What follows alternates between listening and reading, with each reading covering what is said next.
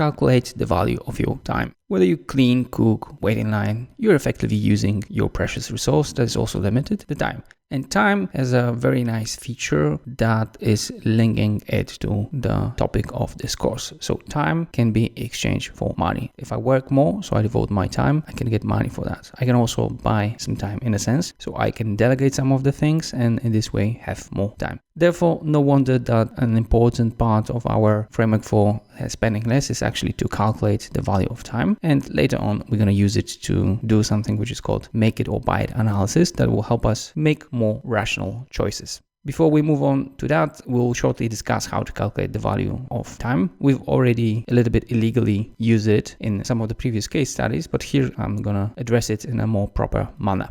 When we are looking at activity, you should remember that there are two components. So there are money, so we have to pay for a certain thing, but also there is time. So you have to devote a certain amount of time in order to participate in that or to execute the activity. So when we are preparing a meal, we have to pay for the food, let's say $5, but then we have to devote 1 hour to that. If we use the value of time, so we transform this 1 hour into money. So in other words, we use how much we could earn in this 1 hour. We would get the following thing. So $5 for the food and $20 for the value of time. So this means if we would translate it into money, this would be equal to $25. When we look to alternative to preparing a meal, so going to a restaurant, we have a bit different values here. So it's more expensive when it comes to the food, but we are saving time. So if we again apply the concept of value of time and we assume that 1 hour is equal to $20, we would have the following thing. And at the end, we would have the total value of this activity expressed, including the value of time, and it would be $40. And only after doing that, we can actually compare those two things. So whenever you are doing some sort of a choice in your life, you should in many cases include the value of your time to make the rational choices. Now, from the technical point of view, value of time is calculated in a very simple manner. So we look at the number of hours devoted to specific activity, like we did it with the cooking or going to restaurant. And then we look at the hourly wage or salary, but net of taxes. So we should look at what we are getting after we have to pay all the taxes. And this will tell you how much is worth your 1 hour expressed in money. And this is what we call a value of time. And we're going to use this concept extensively for the make it or buy it analysis. And also, as you have seen, it's very useful in all sorts of calculations when your time is involved. In the next lecture, I'm going to show you a short example where we will calculate the value of time, and then we'll use it to make rational decision using the make it or buy analysis. Calculate the value of time, case introduction. Let's imagine that you want to help Maria use her time wisely. Therefore, you want to show how much she invests in daily things expressed in money. A few things we know about Maria. She's from Spain and she earns 40 euros per 1 hour after deducting taxes. And here we're going to look at 3 things she's doing during the month. So she cooks every day and it takes her roughly 1 hour to prepare a meal. Then she cleans the house every week. It takes her roughly 4 hours to clean. And last but not least, she shops every second day and it takes her 1.5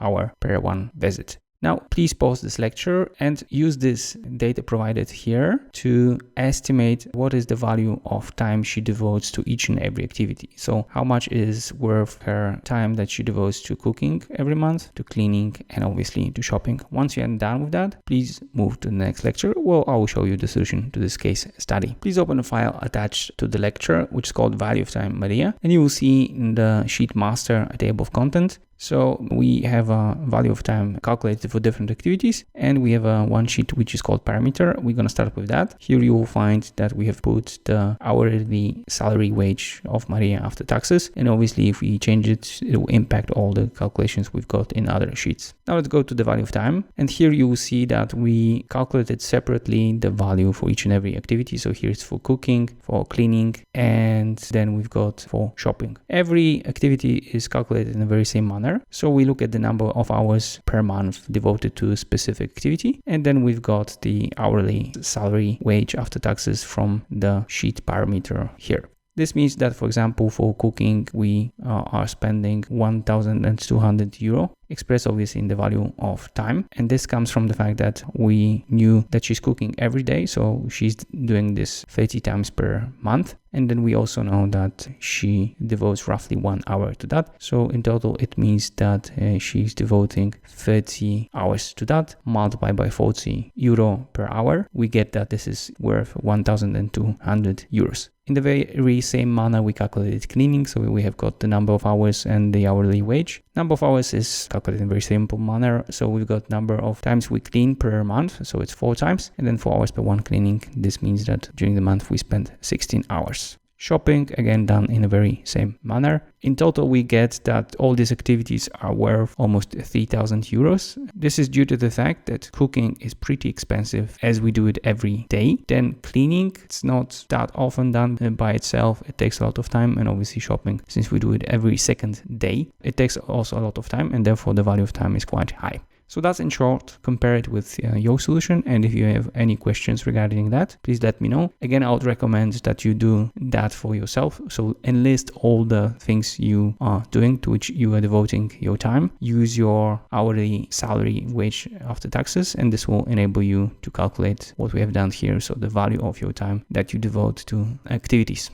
In the next lecture, I will show you how to use the conclusions from this sort of analysis in practice. How to use the value of your time to make decisions. So far, we have learned what is value of time and how to calculate it. Now let's talk about how you can use it in practice. The obvious thing you can do with that is to do the so-called make or buy analysis. You use the value of time to do it in order to make rational decisions. And thanks to the value of time, in this sort of analysis, you can try to see what makes more sense. To do something on your own, or to delegate it to a specific person, or buy maybe the service or the product from somebody else. In other words, you make the decision based on the value of time, and you pick the cheapest solution. If it's cheaper to do it on your own, you do it on your own. If it's cheaper to buy it ready-made, then you buy it. Obviously, it's not always that easy. Sometimes you simply have to spend less, and in these cases, actually, you in a sense disregard the result of the value of time, and you just do it because you can save some money. So sometimes you would do something which is cheaper to be bought because you're stranded for cash. So you don't want to spend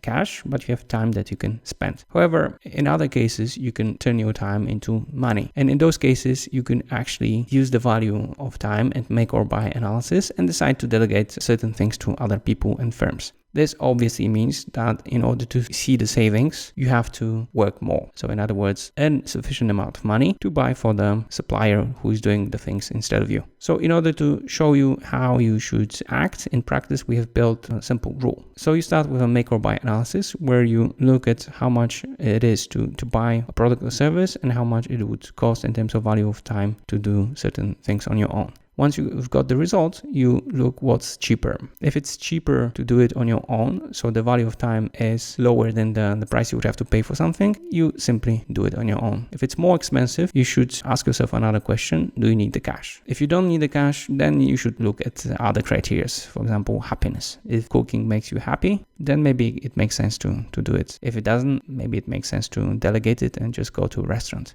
However, if you are stranded for cash, then you should ask yourself another question. So can you turn additional time into additional money? If no, then you should do it on your own just to save the money because you have time. If on the other hand, you can turn it into money by working more or creating some asset, then the answer to this question is actually the opposite. So you should actually buy the thing from somebody else, so the product or the service, and start working more. Remember that you should do those things at the same time. So the time you're saving, you should devote to working more in order to cover the cost of buying the service or the product from somebody else or from some other company. So that's in short. As you can see, the value of time helps us do the make or buy analysis. However, the rest in terms of decision depends on your individual situation. So always have this in mind whenever you're looking at the value of time and whenever you are wondering what to do.